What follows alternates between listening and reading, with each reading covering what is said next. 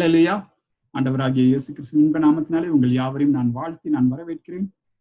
I welcome each and every one of you in the mighty and matchless name of our Lord and Savior Jesus Christ. நாம் யாவரும் தலைகளை தாழ்த்தி நம் கண்களை மூடி நாம் தேவனை நோக்கி நாம் பார்ப்போம். Let's bow down our heads and look up to Heavenly Father.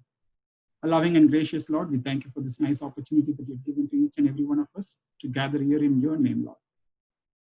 இந்த நாளிலும் உங்களுடைய சமூகத்தில் நாங்கள் கூடி வந்து உண்மை ஆராதிக்க துதிக்க ஸ்தோத்திரிக்க நீர் கொடுத்த இந்த அளவற்ற கிருபைக்காக இருக்கிறதுக்காக நாங்கள் நன்றி செலுத்துகிறோம் சுவாமி. ஆண்டவரே, எப்பொழுதும் இந்த வார்த்தை நேரத்தை நாங்கள் உம்முடைய சமூகத்திலே நாங்கள் தருகிறோம் அப்பா. ஆண்டவரே, இது உம்முடைய வார்த்தை, உம்முடைய மன்னா. ஆண்டவரே, இது எங்கள் ஆவிக்குரிய வாழ்க்கையை பலப்படுத்தத்தக்கதாய் நீர் கிருபை செய்யும்படியாக நாங்கள் ஜெபிக்கிறோம். Lord, we pray for your blessings upon these words so that it will strengthen our spiritual life. In Jesus' holy name we pray. Amen. இந்த நாளிலும் கூட நான் தியானத்திற்கு என்று சொல்லி எடுத்திருக்கிறதான வேத வாக்கியம் லூக்கா எழுதின சுவிசேஷம் 5வது அதிகாரம் 1-11 வரை. The devotion for today is from the Gospel of Luke, chapter 5 and verse number 1 onwards. I'm going to read it in Tamil. பின்பு அவர் கெனசரேத்து கடலருகே நின்றபோது திரளான ஜனங்கள் தேவ வசனத்தை கேட்கும்படி அவரிடத்தில் நெருங்கினார்கள். அப்பொழுது கடற்கரையிலே நின்ற 2 படகுகளை கண்டார். மீன் பிடிக்கிறவர்கள் அவைகளை விட்டு இறங்கி வலைகளை அலசிக் கொண்டிருந்தார்கள். அப்பொழுது அந்த படகுகளில் ஒன்றில் ஏறினார். அது சீமோனுடையதாய் இருந்தது.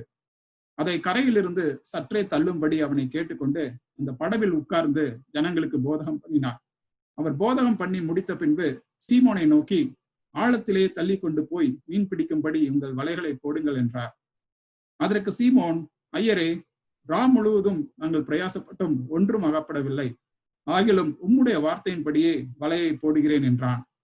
அந்தபடியே அவர்கள் செய்து தங்கள் வலை கிழிந்து போகத்தக்கதாக மிகுதியான மீன்களை பிடித்தார்கள். அப்பொழுது மற்ற படவில் இருந்த கூட்டாளிகள் வந்து தங்களுக்கு உதவி செய்யும்படிக்கு சைகை காட்டினார்கள். அவர்கள் வந்து 2 படகுகளும் அமிழத்தக்கதாக நிரப்பினார்கள். சீமோன் பேதுரு அதை கண்டு இயேசுவின் பாதத்தில் விழுந்து, ஆண்டவரே, நான் பாவியான மனுஷன், நீர் என்னை விட்டு போக வேண்டும் என்றான்.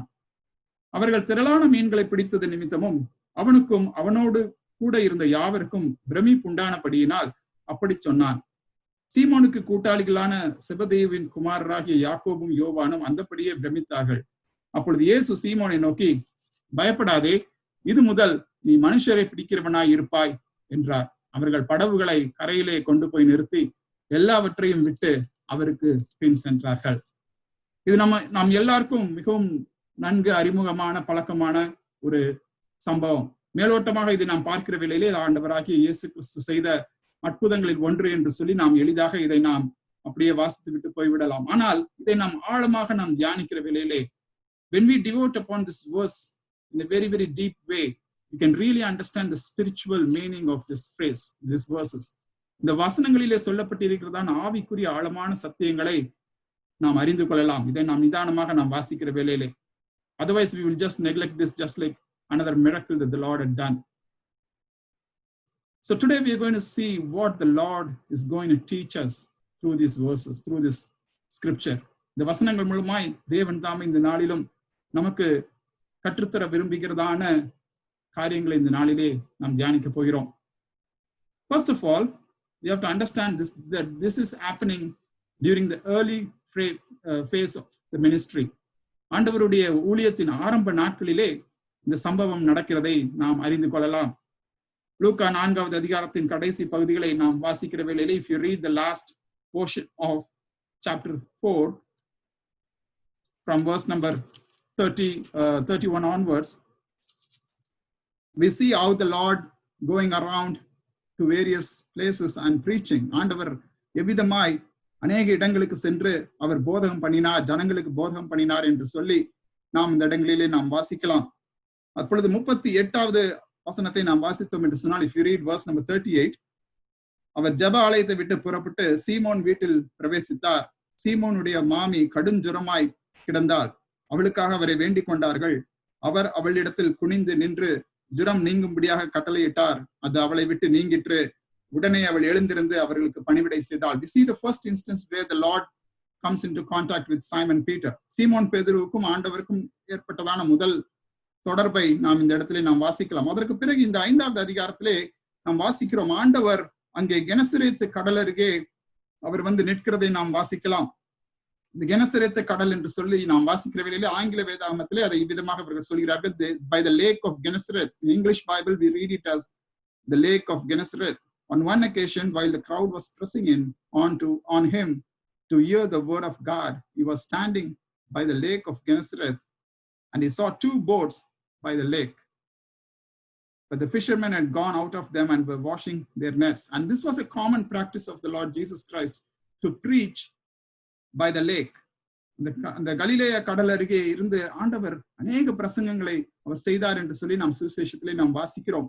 இந்த ஒரு குறிப்பிட்ட நாளிலும் கூட அவர் கெனசரேத்து கடல் அருகே அவர் நின்று திரளான ஜனங்கள் அவர்கள் எதற்காக அவர்கள் வந்திருக்கிறார்களாம், அவர்கள் தேவ வசனத்தை அவர்கள் கேட்கும்படிக்கு அவரிடத்தில் அவர்கள் நெருங்கினார்கள் என்று சொல்லி நாம் வாசிக்கலாம். They were pressing on to him to hear the God's word, the word of God. தேவனுடைய வசனத்தை கேட்கும்படிக்கு அவரிடத்தில் அவர்கள் நெருங்கினார்கள். இன்றைக்கு நாம் தேவ வசனத்தை கேட்கும்படியாக ஆவல் உள்ளவர்களாய் நாம் காணப்பட வேண்டும். இந்த வசனத்திலே நாம் வாசிக்கிற வேளையில் அந்த ஜனங்கள் ஆண்டவரை தேடி வந்த ஒரு நோக்கம் என்னவென்று சொன்னால், அவர்கள் தேவ வசனத்தை அவர்கள் கேட்கும்படியாக அவரிடத்தில் அவர்கள் நெருங்கினார்கள் என்று சொல்லி நாம் வாசிக்கலாம். These people came to the Lord to hear the word of God. They were pressing on to him. So many people, so much of crowd was following him, and they wanted him to preach the word of God to them. தேவ வசனத்தை அவர்களுக்கு பிரசங்கிக்க வேண்டும் என்று சொல்லி அவர்கள் அவரை நெருக்கினார்கள் என்று சொல்லி நாம் வாசிக்கிறோம். இந்த கெனசரேத்து கடல் என்று சொல்லப்படுகிறது. ஆங்கில வேதாகமத்திலே அதை லேக் என்று சொல்லி அவர்கள் குறிப்பிடுகிறார்கள். இதை குறித்து நான் யோசித்த வேளையிலே தமிழிலே கடல் என்று சொல்லப்பட்டிருக்கிறது, ஆங்கிலத்திலே லேக் என்று சொல்லப்பட்டிருக்கிறது என்று சொல்லி நான் யோசித்த வேளையிலே ஈப்ரு மொழியிலே ஒரே பதத்தை அவர்கள் உபயோகப்படுத்தி இருக்கிறார்கள். இந்த சொல் கடலையும் குறிக்கும், ஒரு லேக்கையும் அது குறிக்கிறதா இருக்கிறது. The word that's used in Hebrew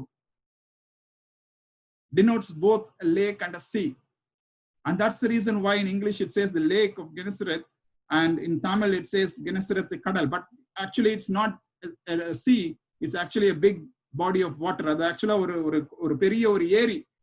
இந்த கெனசரேத் ஏரி என்று சொல்லப்படுகிற மிகப்பெரிய ஒரு ஏரியாக, ஒரு கடலை போன்ற ஒரு பெரிய ஒரு நிலப்பரப்பை கொண்ட ஒரு ஏரியாக அது இருக்கிறது. அந்த கடல் அருகே ஆண்டவர் அங்கே இருக்கிறார்.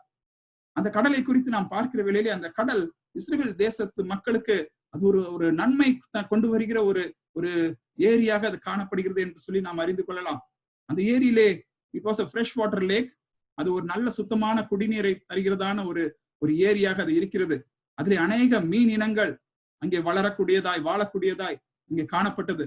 அதன் வழியாக ஜனங்கள் தங்களுடைய படகுகளை அவர்கள் செலுத்தவும் அக்கறைக்கு போகவும் அவ்விதமாக பிரயாணத்திற்கு அவர்களுக்கு மிகவும் உதவியாக அந்த ஏரி அங்கே காணப்பட்டது என்று சொல்லி நாம் பார்க்கலாம். அவருடைய வாழ்வோடு கூட இணைந்த ஒரு காரியமாக அந்த ஏரி அங்கே இருந்தது.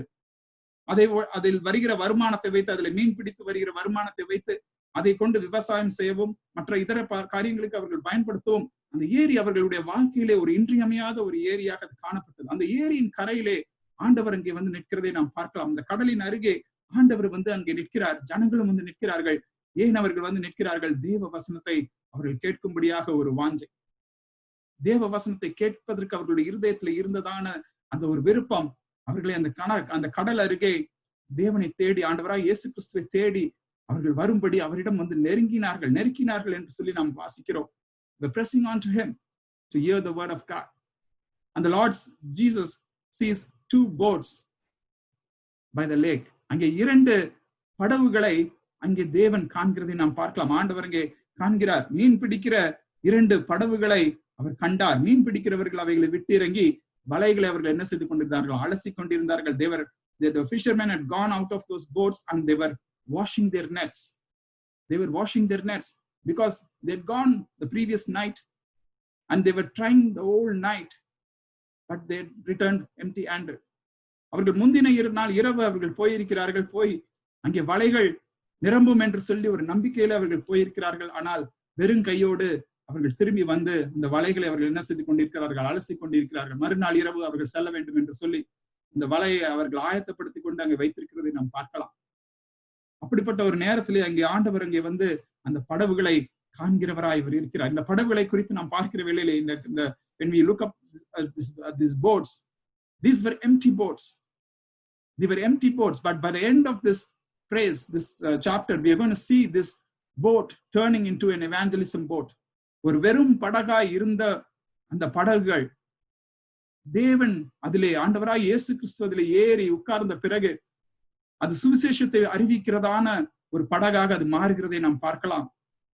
ஒரு அதிசயத்தை ஜனங்கள் காணத்தக்கதாய், பேதுருவினுடைய வாழ்க்கையில ஒரு பெரிய மாற்றத்தை கொண்டு வரத்தக்கதாய் அந்த படகு மாறினது என்று சொல்லி நாம் பார்க்கலாம். இன்றைக்கு நம்முடைய வாழ்க்கை ஒருவேளை வெறுமையாக அது காணப்படலாம்.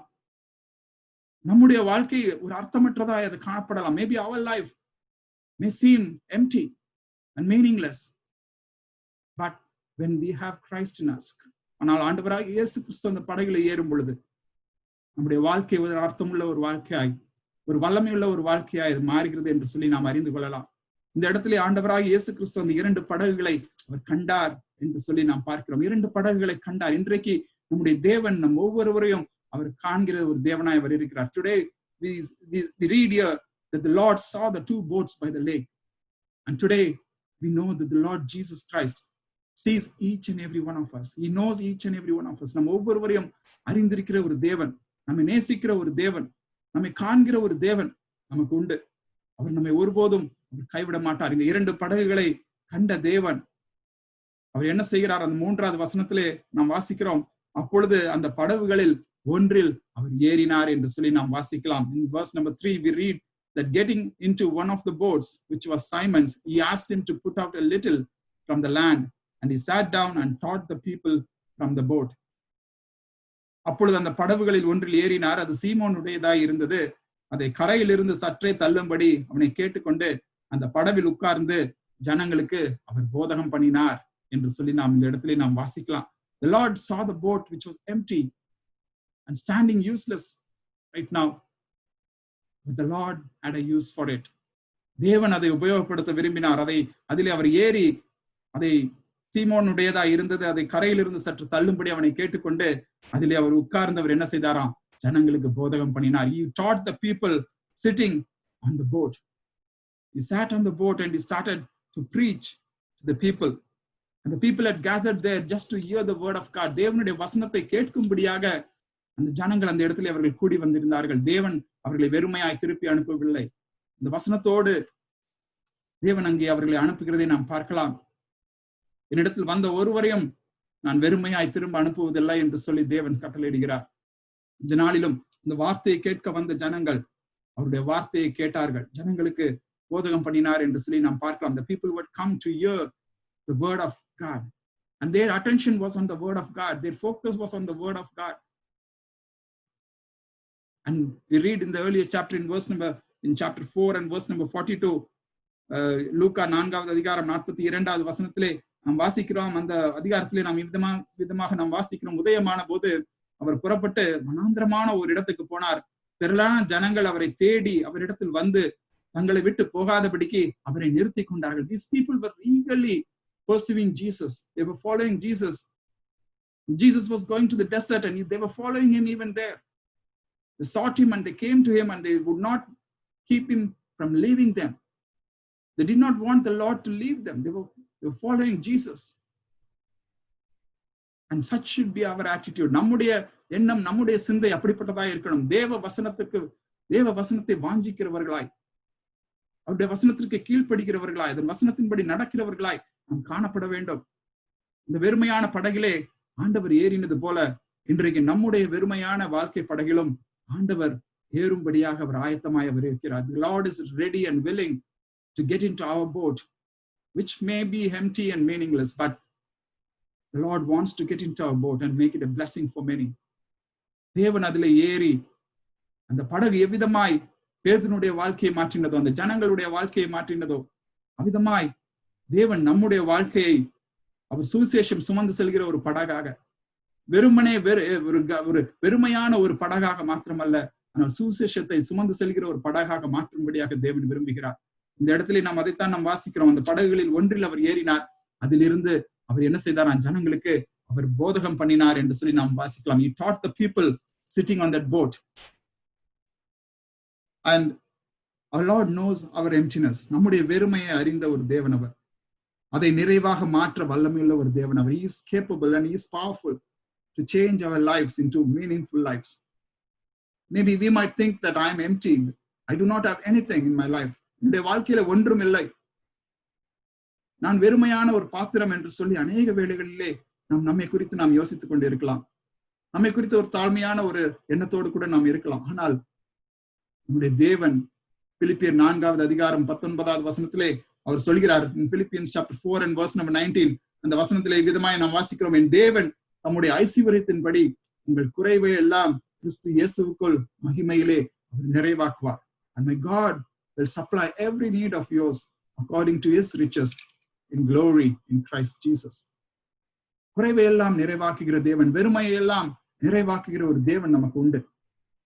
அந்த படவு வெறுமையாய் அங்கே நின்றது. தேவன் அதை எடுத்து வல்லமையாக அவர் உபயோகப்படுத்தினதை நாம் பார்க்கலாம். இன்றைக்கு நம்முடைய வாழ்க்கை ஒருவேளை ஒரு வெறுமையான ஒரு சூழ்நிலையா இது காணப்படலாம். It might look empty to others, empty to ourselves. People might see us and say, what is this person? இந்த மனிதன் வெறுமையானவன், அவனுக்கு ஒன்றுமில்லை, படிப்பில்லை, அறிவில்லை, உத்தியோகம் இல்லை. அநேக விதங்களிலே ஜனங்கள் நம்மை குறித்து தாழ்வாக நினைக்கலாம், குறைவாக நினைக்கலாம். ஆனால் வசனம் சொல்கிறது, தேவன் நம்முடைய ஐஸ்வரியத்தின்படி நம்முடைய குறைவுகள் எல்லாம் கிறிஸ்து இயேசுவுக்குள் அவர் மகிமையிலே அவர் நிறைவாக்குவார். He will supply our every need, every shortfall according to his riches in glory in Christ Jesus. Amen. And we have to let him to get into our boat. In Genesis chapter 1 and verse number 2, ஆதியாகமம் 1வது அதிகாரம் 2வது வசனத்திலே நாம் வாசிக்கலாம், பூமியானது ஒழுங்கின்மையும் வெறுமையுமாய் அது இருந்தது, ஆழத்தின் மேல் இருள் இருந்தது. The earth was without form and void, and darkness was over the face of the deep. ஆதியிலே தேவன் பூமியையும் வானத்தையும் சிருஷ்டித்த வேளையிலே அந்த ஒழுங்கின்மையாய், அது வெறுமையாய் அது காணப்படுகிறது. There was darkness everywhere. There was emptiness everywhere. There was no form. It was formless. And everything was empty. But God created those things. God created everything on it. தேவன் பூமியை ஒரு உருவாக்கி சிருஷ்டித்து அதன் மேல் எல்லா காரியங்களையும் அவர் சிருஷ்டித்ததை இந்த ஆதியாகமம் 1வது அதிகாரத்திலே நாம் வாசிக்கலாம். வாசித்து விட்டு அந்த 1வது அதிகாரம் 31வது வசனத்திலே தேவன் சொல்கிறார், அப்பொழுது தேவன் தாம் உண்டாக்கின எல்லாவற்றையும் பார்த்தார், அது மிகவும் நன்றாயிருந்தது. The chapter 1 of Genesis ends like this. It says in verse number 31, it says, and God saw everything that he had made, and behold, it was very good. And earlier in various verses in Genesis 10 and 12 and 18 and 21 and 25, we see the Lord seeing individual things and saw that it was good. ஆதியாகமம் 1 அதிகாரம் 10, 12, 18, 21, 25 இந்த வசனங்களிலே நாம் வாசித்தோம் என்று சொன்னால், அந்த வசனம் சொல்கிறது, தேவன் அது நல்லது என்று கண்டார். He saw each of the individual thing. ஒவ்வொரு தனிப்பட்ட காரியங்களையும் தேவன் பார்க்கிறார். பார்த்து அது நல்லது நல்லது நல்லது என்று காண்கிறார். ஆனால் எல்லாவற்றையும் முடித்த பிறகு அந்த 31வது வசனத்திலே நாம் வாசிக்கலாம், தேவன் தாம் உண்டாக்கின எல்லாவற்றையும் அவர் பார்த்தார், அது மிகவும் நன்றாய் இருந்தது. ஆமென். கர்த்தர் அவர் ஒரு நோக்கத்தோடு கூட எல்லா காரியங்களும் அவர் செய்கிற தேவன், நம்முடைய வெறுமையை நிறைவாக்குகிற ஒரு தேவன். ஒரு நோக்கத்திற்காக நாம் அவருடைய சிருஷ்டிகளாய் நாம் இருக்கிறோம், அவருடைய படைப்பாய் நாம் இருக்கிறோம். இந்த பூமியை அவ்வளவு நேர்த்தியாக அவர் உருவாக்கின ஒரு தேவன், ஒரு நோக்கத்தோடு உருவாக்கின ஒரு தேவன். நம் ஒவ்வொருவரையும் ஒரு நோக்கத்தோடு கூட தேவன் நேர்த்தியாய் அவர் உருவாக்கி இருக்கிறார். The Lord has created this earth for a reason, with his perfect plan, and he has created each and every one of us in his own image according to his plan and purpose. அவர் ஒரு நாளும் அதை மறக்க மாட்டார், ஒரு நாளும் அதை விட்டு அவர் பின் செல்ல மாட்டார். வெறுமையாய் நம்முடைய வாழ்க்கை நமக்கு காணப்படலாம், மற்றவர்களுக்கு காணப்படலாம். ஆனால் தேவன் உருவாக்குறது எல்லாம் நன்றாய் இருந்தது என்று சொல்லி வேதம் சொல்கிறது. The Bible says that everything that God had made, it was very good. And you and me are very special in his eyes. அவருடைய பார்வையிலே நாம் விசேஷித்தவர்களாய் இருக்கிறோம். நம் ஒவ்வொருவரையும் தேவன் நேர்த்தியாய், நம்முடைய வாழ்க்கை வெறுமையாய் காணப்பட்டாலும் அந்த தேவன் அதை நேர்த்தியாய் அதை மாற்றுகிற ஒரு தேவன் என்று சொல்லி நாம் அறிந்து கொள்ளலாம். Whatever God fills, whenever he fills our emptiness, it's always very good. எப்பொழுது தேவன் அந்த வெறுமையெல்லாம் நிறைவாக்குகிறாரோ அதை நேர்த்தியாய் அவர் தன்னுடைய காலத்திலே அவர் செய்து முடிக்கிறதை நாம் பார்க்கலாம். இதற்கு ஒரு நல்ல உதாரணத்தை நாம் ரூத்தினுடைய வாழ்க்கையை குறித்து நாம் பார்க்கிற வேளையிலே நாம் அறிந்து கொள்ளலாம். When you look at the life of Ruth in the scriptures, we will know how God changed her emptiness into fruitfulness. ரூத்தினுடைய வாழ்க்கையை குறித்து நாம் பார்க்கிற வேளையில எவ்விதமாய் தேவன் அவளுடைய வெறுமையை அவர் மாற்றினார், அவருடைய சிறுமையை தேவன் எவ்விதமாய் மாற்றினார் என்று சொல்லி நாம் அறிந்து கொள்ளலாம்.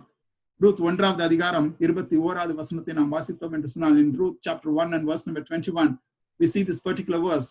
அந்த வசனம் இவ்விதமாய் சொல்கிறது, I went away full and the Lord has brought me back empty. Why call me Naomi when the Lord had testified against me and the Almighty has brought calamity upon me? அங்கே ரூத்தினுடைய மாமியார் நகோமி அவள் இவ்விதமாய் அவள் சொல்கிறாள், நான் நிறைவுள்ளவளாய் நான் போனேன், கர்த்தர் என்னை வெறுமையாய் திரும்பி வர பண்ணினார், கர்த்தர் என்னை சிறுமைப்படுத்தி சர்வ வல்லவர் என்னை கிளேசப்படுத்தி இருக்கையில் நீங்கள் என்னை நகோமி என்பானேன் என்று சொல்லி அவள் தன்னுடைய கிளேசத்தை அவள் வெளிப்படுத்துகிறதை நாம் பார்க்கலாம். நிறைவாய் போனவள், இஸ்ரவேல் தேசத்தை விட்டு மோவாப் தேசத்திற்கு நிறைவாய் போன ஒரு மகள், ஆனால் திரும்பி வரும் பொழுது அவள் வெறுமையாய் திரும்பி வருகிறாள். அவள் மாத்திரம் வெறுமையாய் திரும்பி வரவில்லை, அவளோடு கூட வந்த அவளுடைய மருமகள் Ruth, not only Naomi but also her daughter-in-law Ruth, she also comes back with her empty. ஒரு வெறுமையான ஒரு வாழ்க்கை, எதிர்காலத்தை குறித்து ஒரு நிச்சயமற்ற ஒரு வாழ்க்கை, என்ன செய்ய போகிறோம், எப்படி வாழப் போகிறோம். They had no certainty of their future. They did not know what they were going to do. But we have to appreciate the determination that Ruth had.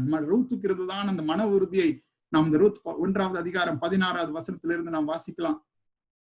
From Ruth chapter 1 and verse number 16 onwards, we read about the determination that Ruth had in following Naomi, and not only following Naomi but following the Lord.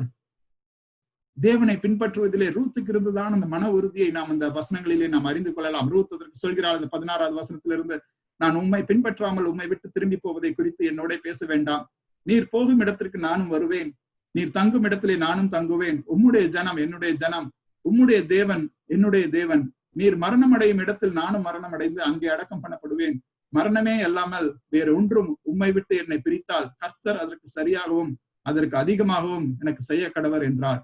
அவள் தன்னோட கூட வர மன உறுதியாய் இருக்கிறதை கண்டு அப்புறம் அதை குறித்து அவளோட ஒன்றும் பேசவில்லை. நகோமி சொல்கிறாள், நீ போ, உன்னுடைய தகப்பன் வீட்டுக்கு திரும்பி போ என்று சொன்ன மாத்திரத்திலே அங்கே ரூத் அவள் சொல்கிறாள், உம்முடைய ஜனம் என்னுடைய ஜனம், உம்முடைய தேவன் என்னுடைய தேவன் என்று சொல்லி அவள் நகோமியை பின்தொடர்ந்து அங்கே இஸ்ரவேல் தேசத்திற்குள்ளாய் அவள் திரும்பி வருகிறதை நாம் பார்க்கலாம். நகோமிக்கானால் இருதயத்திலே ஒரு சந்தேகம், ஒரு கேள்வி, நான் நிறைவாய் நான் போனேன், தேவன் என்னை சிறுமைப்படுத்தி என்னை வெறுமையாய் திரும்பி வர பண்ணி இருக்கிறார், ஏன்? அவன் இருதயத்தில் அந்த ஒரு கேள்வி இருந்தது. பேதுருடைய வாழ்க்கையிலும் நாம் பார்க்கிற வேளையிலே பேதுருடைய இருதயத்திலும் ஒரு கேள்வி இருந்திருக்கலாம். படகோடு நான் போனேன், மீன் பிடிக்க போனேன், என்னுடைய தொழிலை நான் செய்ய போனேன், ஆனால் வெறுமையாய் நான் திரும்பி வந்திருக்கிறேன், ஒரு மீனும் அகப்படவில்லை என்று சொல்லி அவனுடைய இருதயத்திலே கேள்விகள் இருந்திருக்கலாம். ஆனால் அருமையான தேவ பிள்ளைகளை நாம் நினைவு கூற வேண்டும், அநேக வேளைகளிலே தேவன் தோல்விகள் வழியாய், ஒரு வெறுமையின் வழியாய் தேவன் நம்மை தன்னுடைய திட்டத்திற்கு அவர் ஆயத்தப்படுத்துகிறார், தன்னுடைய நோக்கத்திற்கு நம்மை அவர் வழி நடத்துகிறார் என்று சொல்லி நாம் அறிந்து கொள்ள வேண்டும். We have to realize that sometimes God allows our losses, our failures to guide us in His plan, in His path.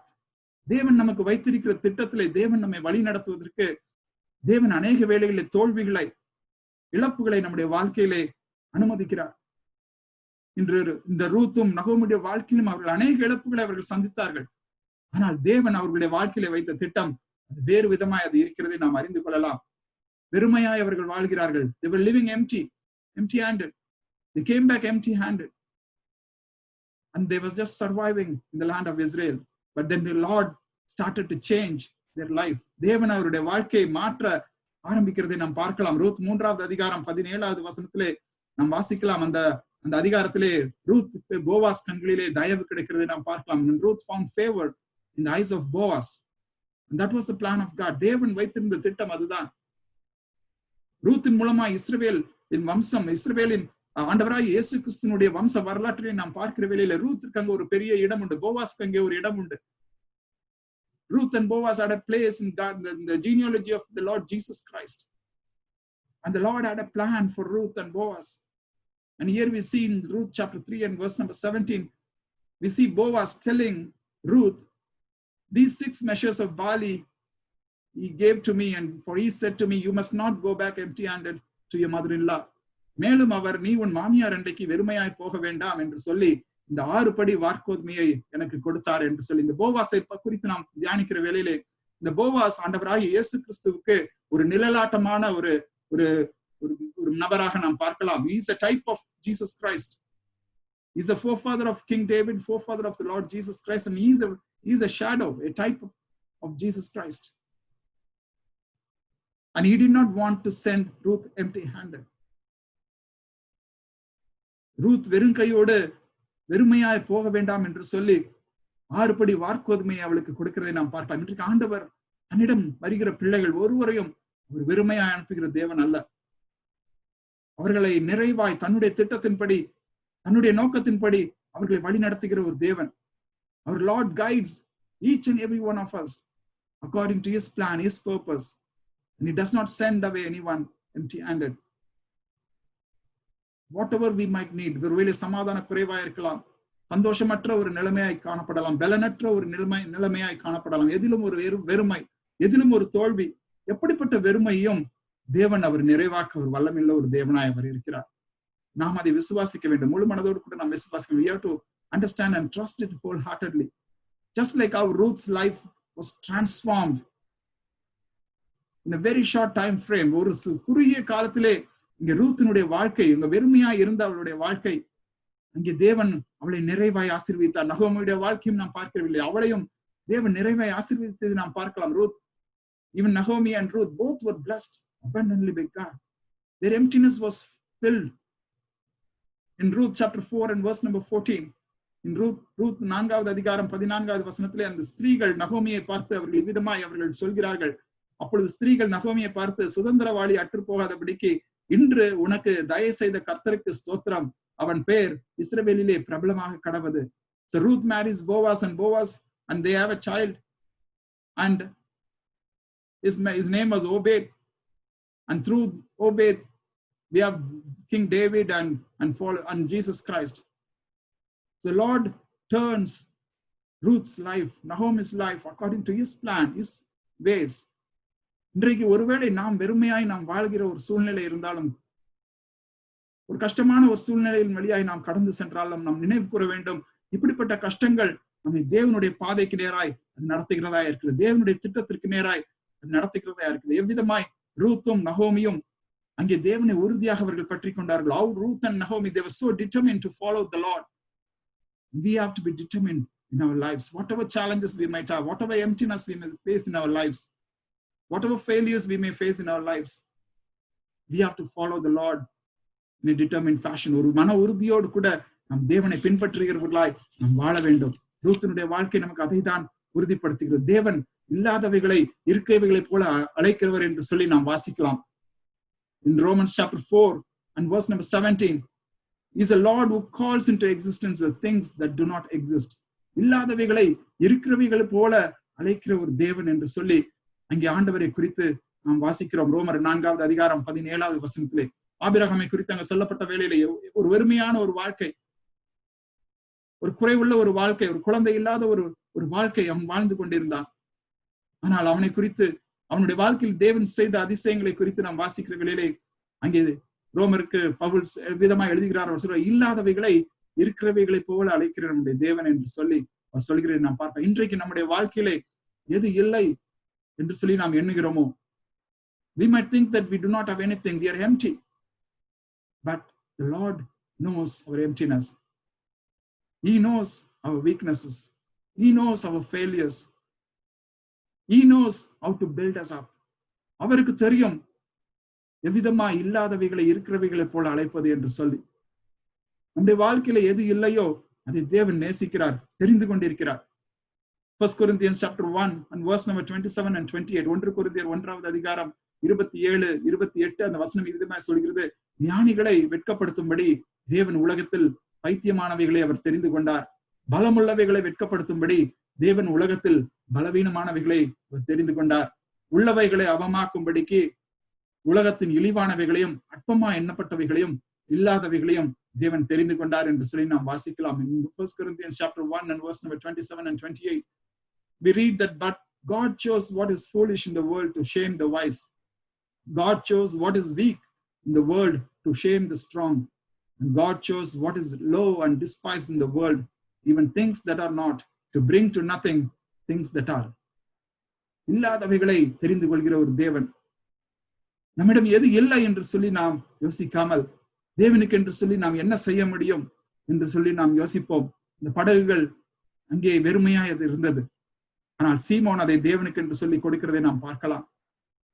சீமோன் அதை தேவனுக்கு என்று சொல்லி அவன் கொடுக்கிறதை நாம் பார்க்கலாம். காலியா இருந்த ஒரு படகு, எதற்கும் உபயோகமற்று இந்த கரையில ஒதுங்கி நின்றதான அந்த ஒரு படகு, அது மக்களுக்கு அங்கே சுவிசேஷம் அறிவிக்கப்படியாக அங்கு உபயோகப்படுத்துகிறதை நாம் பார்க்கலாம். வல்லமையாக அது உபயோகப்படுத்தப்படுகிறதை நாம் பார்க்கலாம். ஜனங்கள் அந்த வசனத்தை கேட்கும்படியாக, வார்த்தைகளை கேட்கும்படியாக, தாகத்தோடு வாஞ்சியோடு வந்த அந்த ஜனங்கள் அந்த வசனத்தை கேட்கும்படியாக தேவன் அந்த படகை, வெறுமையான ஒரு படகை தேவன் உபயோகப்படுத்தினார். இன்றைக்கு தேவன் நம்மை வல்லமையாய் உபயோகப்படுத்த விரும்புகிறார். God wants to use each and every one of us in a mighty way to proclaim his gospel, to spread the word to the world that needs the gospel.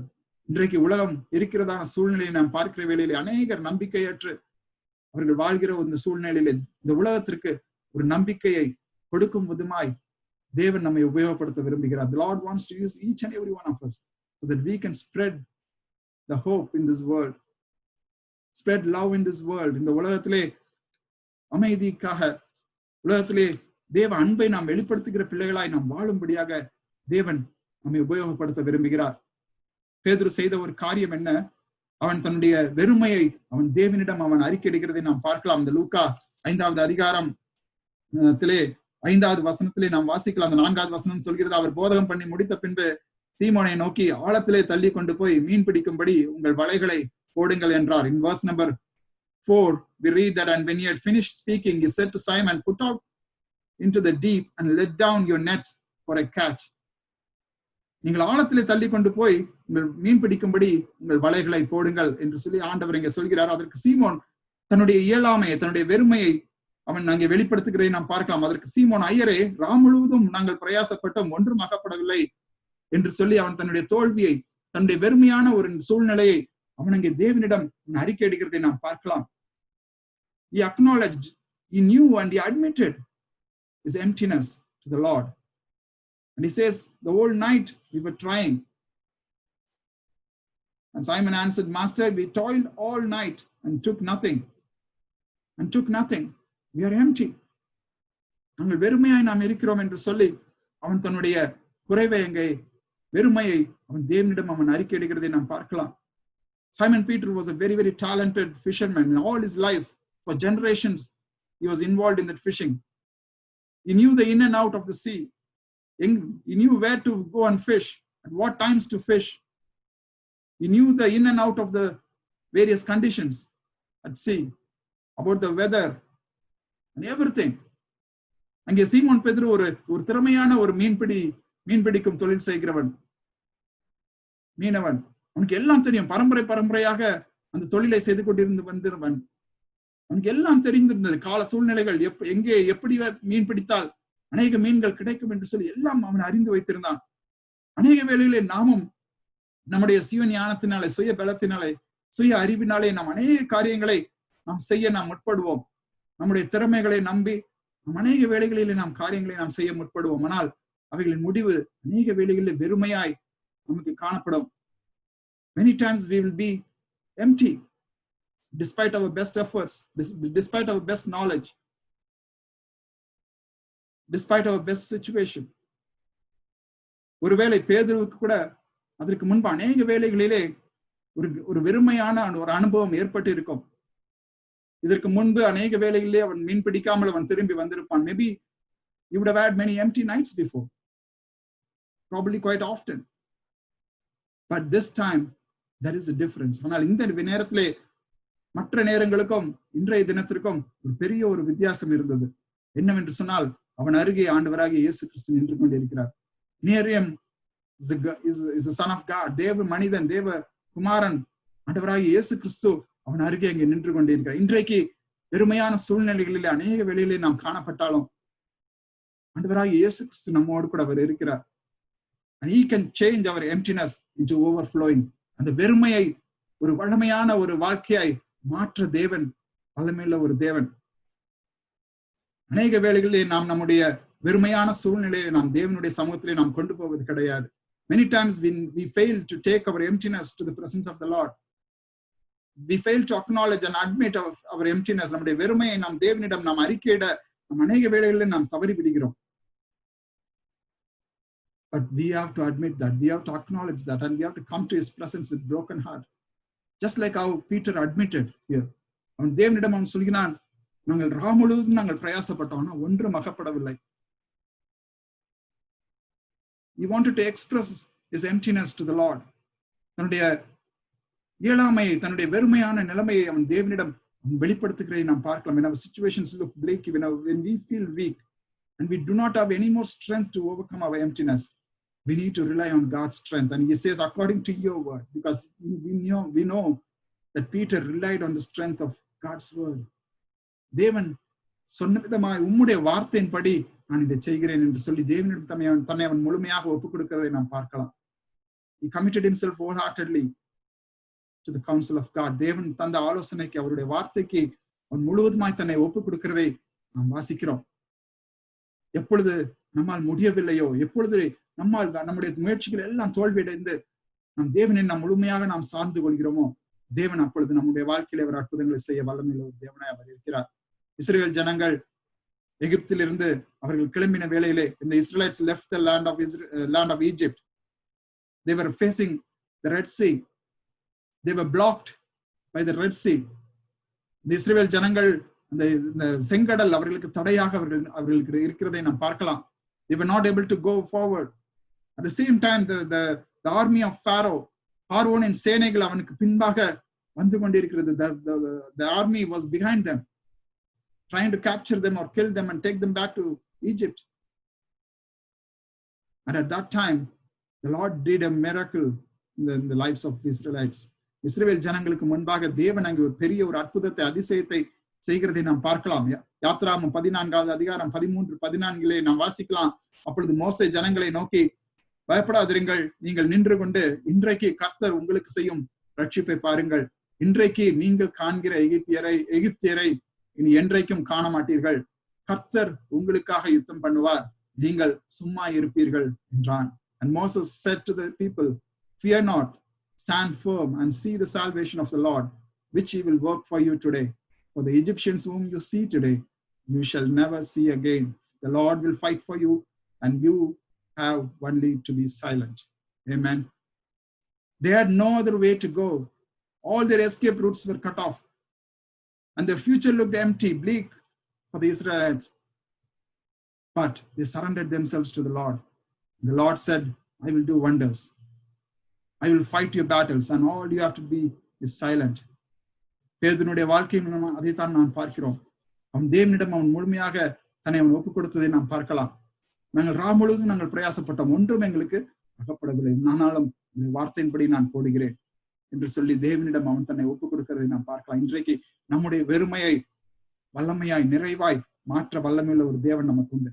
We have a heavenly Father who can change our emptiness into overflowing according to his plan and his purpose. He will help us to overcome our losses, our failures. நம்முடைய தோல்விகள், நம்முடைய இழப்புகளை தேவன் தனக்கேற்ற விதத்திலே தன்னுடைய வழியிலே நாம் நடக்கும்படியாக தேவன் அதை சீர்படுத்த வல்லமையுள்ள ஒரு தேவன். தீர்க்கதரிசியாகிய எலிசாவினுடைய வாழ்க்கையும் நாம் பார்க்கிற வேளையிலே எலிஜா இந்த வாழ்க்கையை நாம் பார்க்கிற வேளையிலே அங்கே லூக்கா 4வது அதிகாரம் 26வது வசனத்தை நாம் வாசித்தோம் என்று சொன்னால், in Luke chapter 4 and verse number 26, we read that Elijah was sent to none of them but only to Zarephath in the land of Sidon, to a woman who was a widow. லூக்கா 4:26 நாம் விதமாய் வாசிக்கிறோம். ஆயினும் எலியா சீதோன் நாட்டில் உள்ள சரப்தா ஊரில் இருந்த ஒரு விதவின் இடத்திற்கு அனுப்பப்பட்டானே அல்லாமல் மற்றொருத்தியின் இடத்திலும் அவன் அனுப்பப்படவில்லை. We know this instance from 1 Kings chapter 17 and verse number 7. 1 ராஜாக்கள் 17வது அதிகாரம் 7வது வசனத்தை நாம் வாசித்தோம் என்று சொன்னால், அந்த இடத்திலே எலியா தீர்க்கதரிசியினுடைய வாழ்க்கையிலே நடந்த ஒரு சம்பவத்தை குறித்து நாம் வாசிக்கலாம். We read about an incident in the life of the prophet Elijah. And this man was prophesying against the king. அங்கே ராஜாவுக்கு விரோதமாக ஆகாப் என்று சொல்லப்பட்டதான இந்த ராஜா இருந்த வேளையிலே அவன் செய்த தவறுகளை கண்டித்து அவனுக்கு விரோதமாக, தேசத்துக்கு விரோதமாக அவன் தீர்க்க தரிசனம் சொல்கிறதை நாம் வாசிக்கிறோம். He prophesied against the king Ahab. And after this, the Lord, he ran away, and then he was hiding by a river. அங்கே அவன் ஓடி போய் அங்கே கேரி தாற்றங்கரையிலே அவன் ஒளிந்து கொண்டிருக்கிறான் என்று சொல்லி நாம் வாசிக்கலாம். அங்கே 1 ராஜாக்கள் 17வது அதிகாரம் 4வது வசனத்தை நாம் வாசித்தோம் என்று சொன்னால், தேவன் அங்கே சொல்கிறார் இந்த 3வது 4வது வசனத்திலே, அங்கே கேரி தாற்றங்கரை என்றிலே ஒளிந்து கொண்டிரு, நீ இந்த ஆற்றின் தண்ணீரை குடிப்பாய், அங்கே உன்னை போஷிக்க காகங்களுக்கு நான் கட்டளையிடுவேன் என்று சொல்லி தேவன் அங்கே எலியாவை அற்புதமாய் போஷித்ததை நாம் வாசிக்கிறோம். The Lord was miraculously feeding or providing food for this man Elijah who was prophesying against the king. So he ran away and he was hiding near the river, near the brook called Kerith. And in verse number 7 we read, 7வது வசனத்திலே நாம் வாசிக்கலாம், தேசத்தில் மழை பெய்யாதபடியினால் சில நாளுக்கு பின்பு அந்த ஆறு வற்றி போயிற்று. It became empty, it became dry. Because there was no rain in the land, the brook dried up. The brook dried up, it became empty. There was no water in the river. And he was supposed to be drinking from that river. But now this river is dry, it is empty.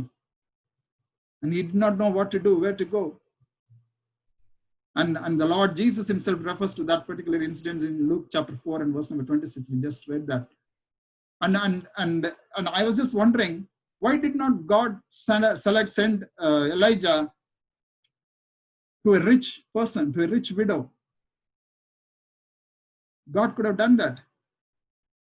தேவன் எலியாவை இன்னொரு ராஜாவின் இடத்திலோ அல்லது இன்னொரு வசதியான ஒரு நபரிடத்திலோ தேவன் அனுப்பி இருக்கலாம்.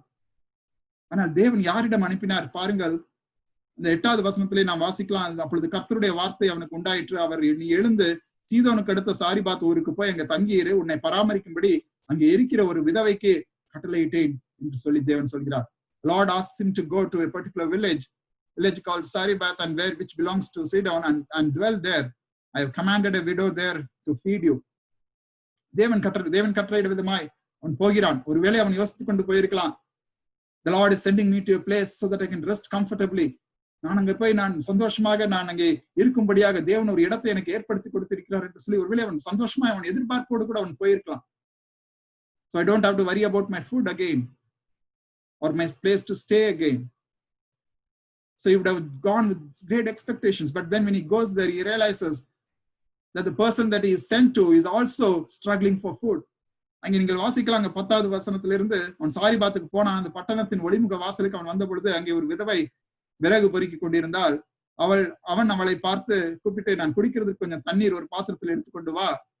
So he goes, and according to what the Lord had told him, and he goes to that particular town and he sees that particular lady, and she was picking up wood, and he goes and asks her to bring some water to him.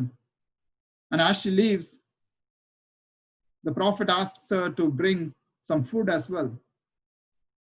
அவள் போகிற பொழுது அவன் அவளை நோக்கி கூப்பிட்டு, கொஞ்சம் அப்பமும் உன் கையிலே எனக்கு கொண்டு வா என்று சொல்லி அவன் கேட்கிறதை நாம் பார்க்கலாம். அதற்கு அவள், பானையிலே ஒரு பிடி மாவும் கலயத்தில் கொஞ்சம் எண்ணெயுமே அல்லாமல் என்னிடத்தில் ஒரு அடையும் இல்லை என்று உம்முடைய தேவனாகிய கர்த்தருடைய ஜீவனை கொண்டு நான் சொல்லுகிறேன், இதோ நானும் என் குமாரனும் சாப்பிட்டு செத்து போக அதை எனக்கும் அவனுக்கும் ஆயத்தப்படுத்துகிறதுக்கு 2 விறகு பொறுக்குகிறேன் என்றார். If Elijah was desperate, she was in an even more desperate state. She even wanted to die because of the shortage of food.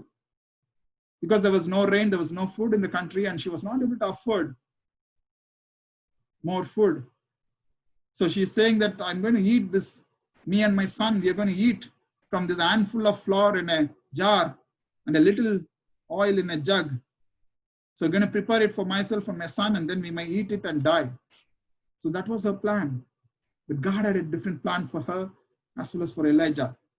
தேவன் எலியாவுக்கும் மாத்திரமல்ல, அந்த விதவைக்கும் அவளுடைய மகனுக்கும் தேவன் வேறொரு திட்டத்தை வைத்திருந்தார். அந்த வெறுமையின் வழியாய் தேவன் அவர்களை ஆசீர்வதித்ததை நாம் பார்க்கலாம்.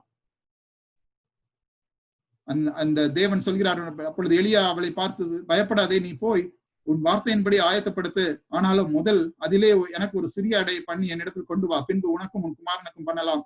கர்த்தர் தேசத்தின் மேல் மழையை கட்டளையிடும் நாள் மட்டும் பானையின் மா செலவழிந்து போவதும் இல்லை, கலசத்தின் எண்ணெய் குறைந்து போவதும் இல்லை என்று இஸ்ரவேலின் தேவனாகிய கர்த்தர் சொல்கிறார் என்றான்.